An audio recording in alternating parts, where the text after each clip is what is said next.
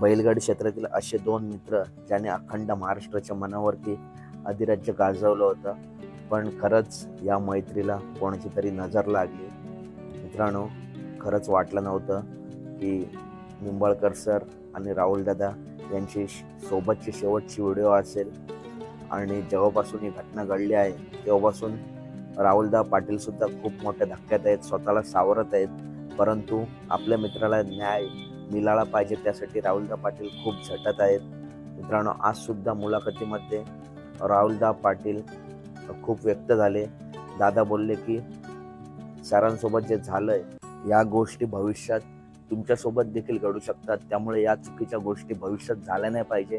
त्याच्यासाठी निंबाळकर सर हे बैलगाडी क्षेत्रातील एक सदस्य होते आणि खूप कमी काळात सरांनी आपलं चांगलं नाव कमावलं होतं. त्यासाठी सरांना न्याय भेटलाच पाहिजे आणि याच्यासाठी सर्व बैलगाडा मालक व शेतकरी बांधव यांनी पुढे येऊन आपलं मत व्यक्त केलं पाहिजे आणि सरांना न्याय मिळवून दिला पाहिजे. आणि मित्रांनो, खरंच मित्र असावा तर राहुलदांसारखा.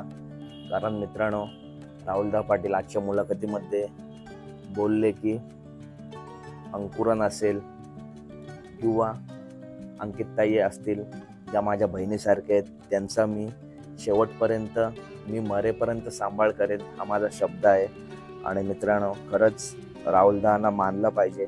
कारण जेव्हापासून ही घटना घडली तेव्हापासून निंबाळकर सरांच्या फॅमिलीसोबत ते उभे आहेत आणि सरांना न्याय मिळवून देण्यासाठी खरंच खूप प्रयत्न करत आहेत आणि लवकरच आपल्या सरांना न्याय मिळेल.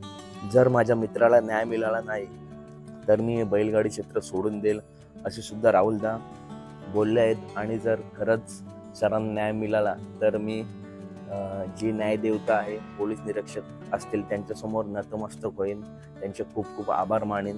आणि मित्रांनो, यापुढे राहुलदादा हे सुद्धा बोलले आहेत की भविष्यात मथुर हा जिथे जिथे मोठे मैदानं भरतील तिथे रणजित सरांच्या नावानेच पळेल. आणि मित्रांनो, भविष्यात पुन्हा एकदा आपल्याला हिंदकेसरी सर्जा आणि बिंजोडचा बादशाह मथुर हे भाऊ सोबत पळताना दिसू शकतात. आणि निंबाळकर सरांचा फॅन म्हणून एकच इच्छा आहे की सरांना न्याय मिळावा आणि सुंदर लवकरात लवकर सरांच्या दावणीला यावा आणि आरोपींना कठोर शिक्षा झाली पाहिजे. कारण बैलगाडी क्षेत्रातून परखड बोलणारा, स्पष्ट बोलणारा माणूस आज आपल्यात नाही आहे, याची खूप खंत वाटते.